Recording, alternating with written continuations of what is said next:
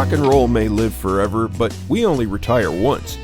Kevin Lamour of Our Financial Plans and Quadris Investment Services offers a large range of financial solutions from some of the biggest leaders in the investment and insurance landscape of Canada.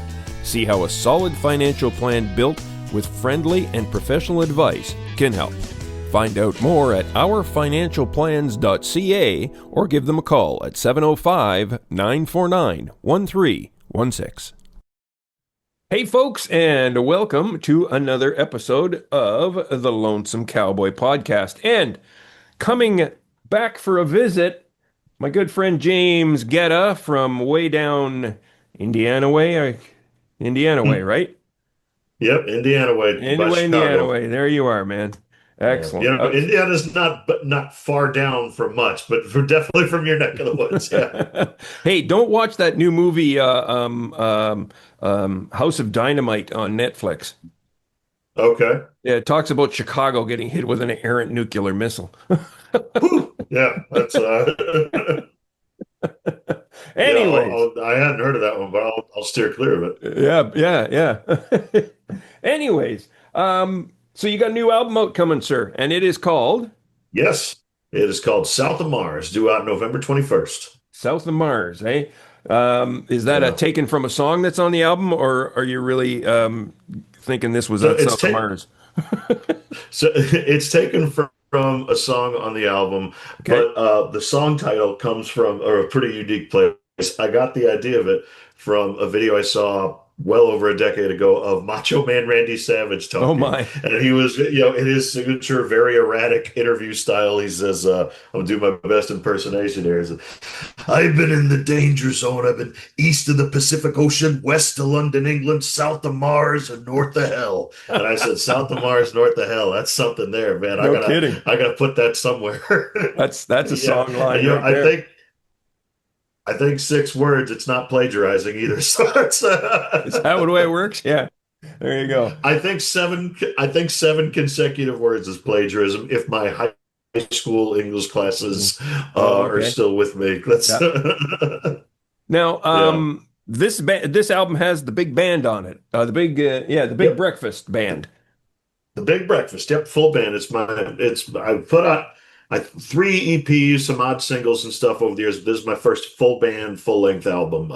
13 tracks with The Big Breakfast and a bunch of my friends in music from around this neck of the woods and beyond. Yeah, it's definitely a group effort, which is why it kind of took a while to fully come together. Gotcha. Now, is this the first time you've recorded with the band, right? Yeah. Excellent. And what Pardon? I said, was this the first time you recorded with the band? Yeah, it's the first time I recorded with these guys. Yeah, and it was definitely a bit of a learning process. We did the drums first, like all the drums on the record are still from the first initial recording session. Oh, Then cool. pretty much everything else is kind of overdubbed over it. You get kind of best sounding guitar, best sounding vocals and all that. But the drums we wanted to feel live. So all the drums were recorded with everybody in the room. Gotcha. Excellent. Now, Yeah. a challenge for you, being with a band this time and not just you with maybe the odd instrument extra thrown in?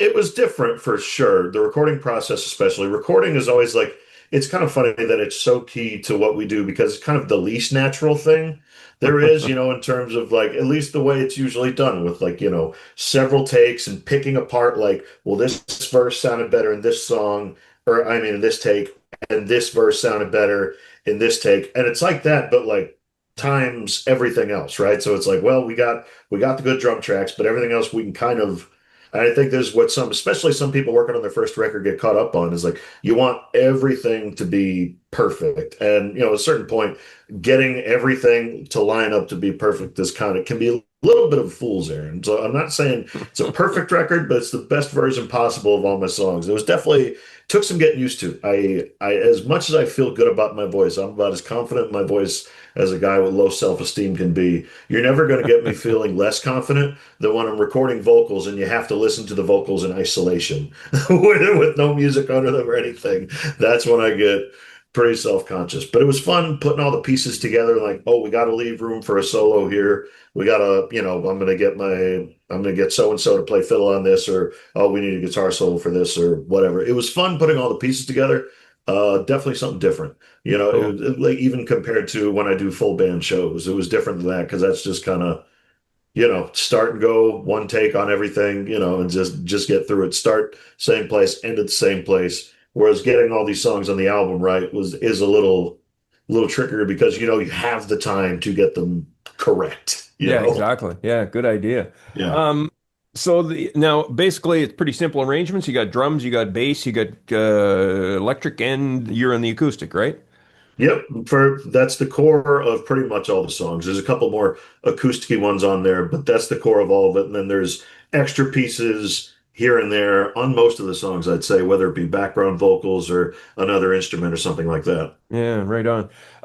The singles that you've had released in 2025, and those are leads up into the album, and that's what we Yeah. can find on there.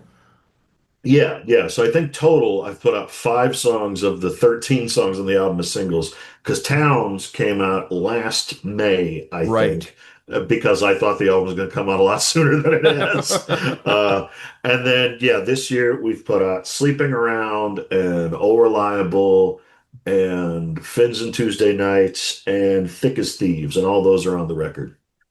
You didn't mention Obituary. Obituary, that's a different one. That one came about from from something that inexplicably popped off on TikTok back in January, where put out a song around the time of the inauguration about how, generally speaking, even the most rich and powerful and corrupt and evil people in the world, one day they're going to push up daisies too, and by God, we'll get to see it happen. So, best revenge is living well. Yeah. That struck a chord with a lot of folks for some reason. I don't know. I couldn't imagine why. So that was a separate one. That one was just an acoustic single because the song was blowing up on TikTok. It got like 250,000 views or something like that. Wow. No kidding, And eh? people were saying, "Oh, you need to record this. You need just put out the audio of this." And it's like I'm enough where it's like, no, this was just recorded on my phone. Like I can do a proper recording of this. So I went into Region Buzz 209, which is a studio my friend Nick Kazonis runs here in Maryville, Indiana, where I'm at, Cool. and just knocked it out in an afternoon and then put it out a few weeks later. So Obituary is kind of separate and everything else. And it's kind of eating everything else's lunch as well. It's in terms of numbers, that's how it Yeah. goes. So you got some negative reactions from that, negative and positive, I can say. So, yeah, the negative ones weren't as bad as I was expecting. I think Cool. most because I keep the song so general, like, and like it's a little vague, you can kind of fill in the blanks. And I think the timing of it and what we've been going through was enough to hit people what it's about. But there's nothing in there where it's like someone go, "Hey, you said that person in the song is a rich old liar and they abuse women." Hey, I know who you're talking about. Like, I just think people don't really want to come after me like that. So I'm surprised there's been relatively little negativity about it, or at least it's come my way. I'm very efficient with the block button. That a boy. That is, yeah. Yeah, We've all learned how to use that real well, haven't we? yeah, right. Yeah, that's Hmm. about it. Now, I just in regards to that, you're one of the few musicians, and it kind of makes me not one of the few, but there are some, but there are also many who kind of keep maybe saying some things about the current regime. They kind of keep that Hmm. quiet.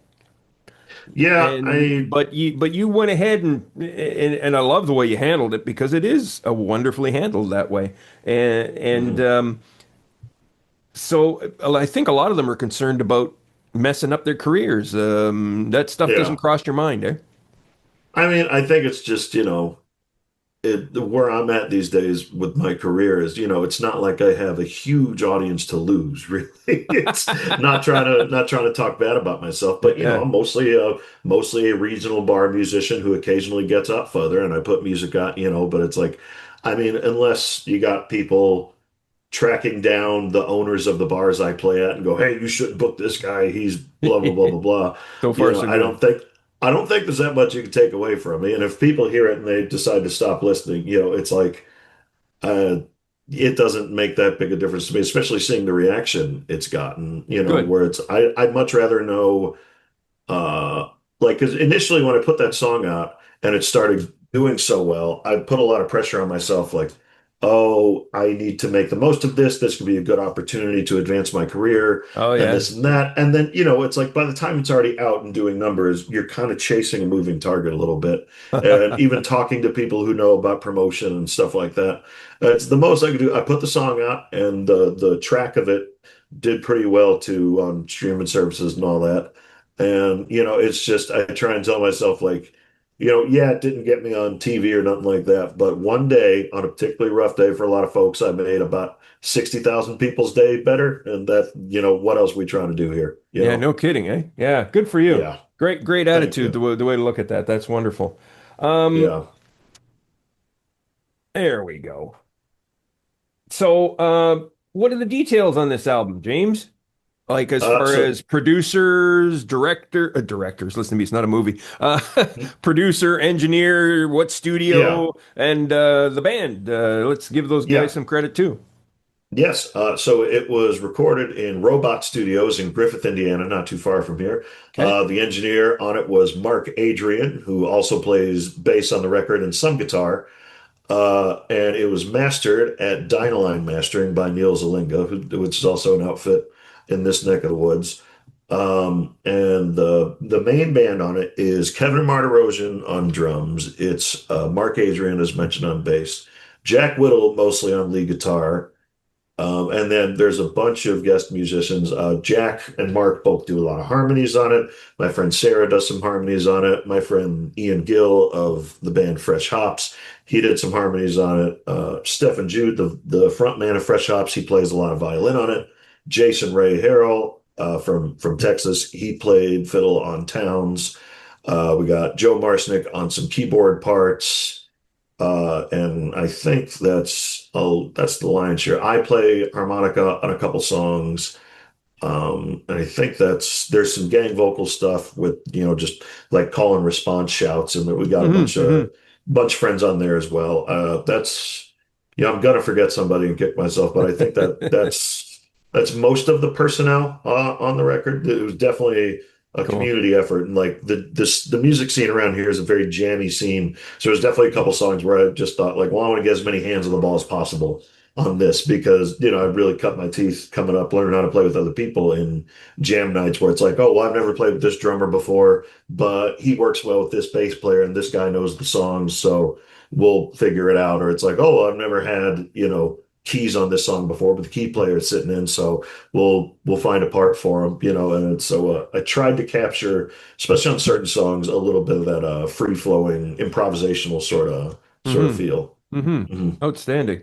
Excellent. Um, so what's the release date on this again? It is Friday, November 21st, just a Excellent. few weeks. And then Outstanding. on the 22nd, for anybody that's in the Chicagoland area, we're going to be doing a release show at Eat in Hammond, Indiana. Going to be doing a release show there with me and the boys playing through the album. And we'll have Catman Dog, one of my friends' bands, opening up. And Nice. Eat's a great venue. uh, and they take good care of local music.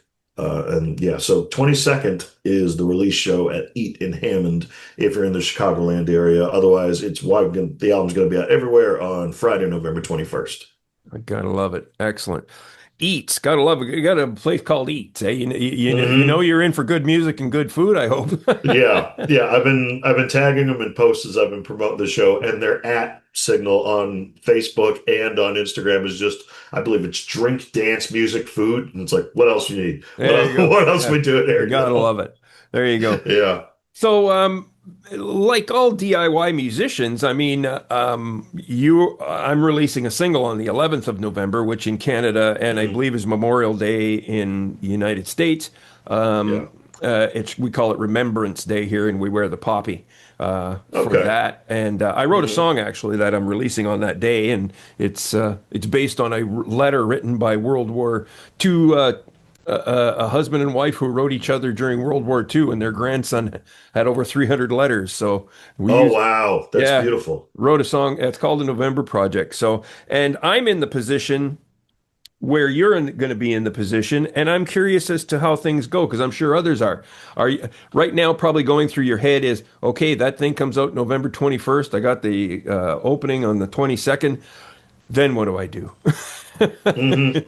Yeah, and a bunch of my friends have put out records this year. People I know, like Rebecca Porter, Matt Moran, Will Payne Harrison. Yeah. So as they've been going through their promotional cycle, I've been trying to take note of like the people talking about them, the people writing about them, reviewing or highlighting or whatever. Mm, So I've actually been relatively proactive, at least for my standards, about keeping like a list of like media contacts, promotional contacts, whatever. And it's like, oh, these places will do a review in the run up or just afterwards, and these places might, post about it afterwards, something like that. So I'm trying to keep track of like after it's out, the promotional work and stuff that still needs done outside of just posting about it and sharing it everywhere. hmm. Trying to get more people hopefully talking about it. We'll see, but Yeah. it's the most preparation I've actually done for that, which is maybe not saying much for my standards, but it feels at least like I'm you know doing doing the work it deserves because it's a good record and I want it to get out in front of as many people as possible. Yeah, by all means. That's outstanding. So, Yeah. as far as have you thought farther into the near future in regards to? I know you consider yourself a Chicagoland area musician. Have you thought Mhm. about taking this one beyond the borders? I would love to get up into Canada. I would love Oh, to get up further. I never thought of the Oh, big border. I was thinking the state border, oh, okay, but just thank yeah. you, Canada. You be Well, welcome, son. yeah, I know. As soon as you're crossing big borders, there's more I's that need dotted and T's need crossing. But True. yeah, I want to travel more behind it as winter turns to spring, and that's some of the work I got to put in. I generally most months I play anywhere between like Michigan and the Chicagoland area, and then into Illinois, into maybe Central Illinois. Cool. And I definitely want to get further. I got friends in different parts of the country, and I think over the winter I want to try and figure out who I can come bother. Like maybe, oh, I'll see about getting us a night somewhere up towards Chicago if you come up here. Meanwhile, if I can get down there through, March or April or May, maybe we could just kind of that's how it's been in all my experience of getting further out is just try and help somebody and they do you a solid back. It's kind of Hmm. that was the original nature of my friendship with Matt Moran was just I was trying to get more towards the Southwest and he was trying to get a little bit higher up in the Midwest. That's very And, cool. Yeah. that's what it takes. I was just filling out a questionnaire for another interview type thing a couple hours ago, and it was talking about, what was the biggest game changer moment for your music career. And I got to think, like, the biggest difference maker for me was realizing none of us are in this by ourselves as much as it can feel like it. Hmm. There's working class musicians writing songs and trying to play shows and trying to play more shows, trying to play better shows pretty much everywhere, and as soon as you realize that, then even this job can be extremely isolating, as I'm sure I don't got to tell you. But just remembering there's other people in it with you trying to do the same thing. It feels like a little bit more like us against the world kind of thing. Yeah. Yeah, that's awesome that you have all those guys like Matt and his Yeah, episode's coming up pretty soon for the show too. nice. And I've had Will on the show also. And you guys have a real cool trio going on. I think because the Yeah, sounds are kind of intermingle and they just play so yeah. well together. I mean, listening to your stuff and Matt's stuff and Will's stuff, Hmm. it's just it just sit there and go, damn, that's where I want to be. Yeah, there's overlap, but the parts where we don't overlap is kind of fun, right? Where Yeah, it's like where Will's stuff differs from my stuff and my stuff differs from Matt's stuff. Like there's obviously a lot of shared musical DNA there, sure. but it's yeah, I think it plays well together because of where it's like Will's a little bit more honky tonk and Matt, I like to describe Matt's sound to people who haven't heard him as like it's like if Springsteen was from Oklahoma. Because Matt's really good at like the character pieces and like the very like lived in sort of songs, Yeah, yeah, yeah. so yeah, that stuff's a lot of fun. And yeah, I got to play a show with those guys over the summer. They came up Hmm. here on a leg of their tour and we played at Montrose Saloon in Chicago, which is a cool venue. And Yeah. yeah, anytime I get to see those guys and especially hear them, it's a treat. Yeah, I saw that and I said, damn, if there was one time I could feel safely going back to the United States, that would have been Yeah. it. Yeah, I get you. Yeah. Um, and just to bring things down to an end here and just a general chat and stuff like that, because I've just come back from the Folk Canada conference where I was a speaker and facilitator, and Oh, um, great. you got to apply for that, sir. I will. I will. You should. Send me the info to that and I shall. I will definitely because Folk Canada is a fantastic organization, and Mhm. if you get a showcase, there's a few U.S. artists I can point out to you that did there, and they did really well. So, That'd but be awesome. Yeah, I'll have to yeah, try that. so there's the big thing right now, and I mean, I just came off tour, and we were fortunate enough to have a grant provided by the Ontario Arts Council, so Mm-hmm. we could get paid no matter what, which is great. But there has to be at some point in time um, where it's just too scary to go out and try to get gigs or getting gigs and then but no guarantees for anything, Hmm. right? Yeah, Yeah, it's that's tough. it's a tough way to go about it Right. and see what you can take this album, wave it in front of people, Yeah. and hopefully they buy Yeah. or want to Hopefully listen to it. so. Yeah, exactly. Yeah. So, as far as gigs go and venues and stuff like that, things have improved for you. Uh, I think so. It was a pretty good summer. Mm-hmm. And been a pretty solid fall so far. Things obviously slowed down in November and December, but it's been good. I've been trying to do a few more like proper capital S shows versus just most of my gigs are background noise gigs, where it's just you hang out in the corner, you play, don't make the volume too loud because people are trying to watch a football game, but then at the end of the night you get a guarantee on top of whatever tips you get. And Yeah. so it's like you need those, even though the more artistically satisfying gigs are one where people are ideally coming out to see you specifically, they're paying money to see you, and they're listening to the music and they're looking at the stage. I've done a couple more of those recently, and that's been pretty artistically fulfilling, even though it can be a bit of a roll of the dice in terms of money, unfortunately. So it's like I try and do a bit of both, but I've been trying to do a bit more of the actual shows lately. We did a great one at the beginning of October at Burnham Brewing in Michigan City, Indiana, where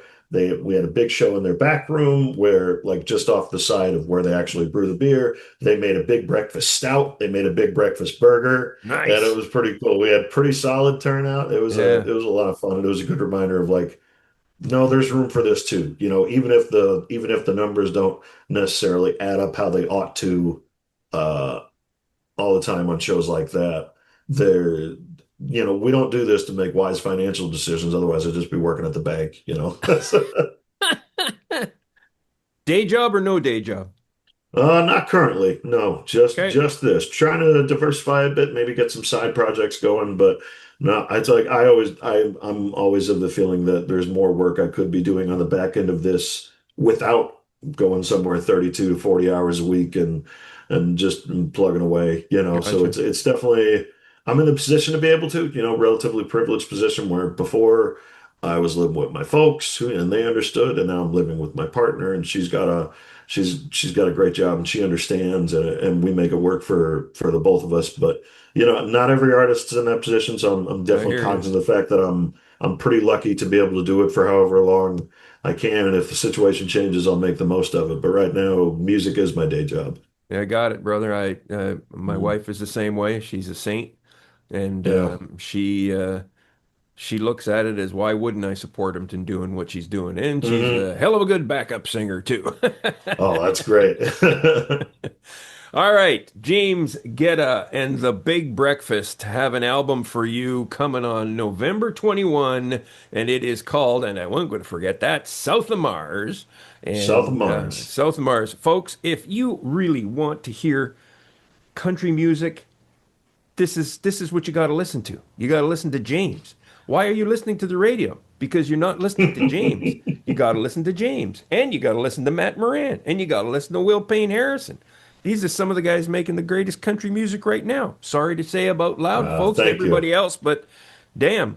there's others, and I'll say it to them too, but we got to Mhm. support folks like you, and that's why I said, you know what? Yeah, James, you can come back on the show because we all need help, and I hope other artists reach out to me and say, my album's coming out and I need a little push. Guess what? Yeah, I'm here for you. I appreciate it, Brian. Thank you. All right, sir. Well, thank you once again, and I'll catch up with you at the end here. And again, tell folks where they can find you. Uh, James Gedda on pretty much all your social media or on your music stream platform of choice. JamesGeddaMusic.com for all the information and show dates. And if you really want to go the extra mile, Patreon.com/James Gedda. Ooh, oh, right on. Patreon. Now, there's a whole conversation we could have over Yeah, that's a whole other podcast. that. All right, James. Good luck with the album. I'll be watching. Thank you so much, friend.